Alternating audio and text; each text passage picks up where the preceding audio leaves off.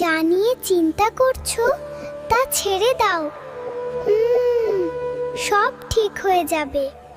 তুমি শুধু তোমার কর্তব্য করো, ফল আমি দেখব।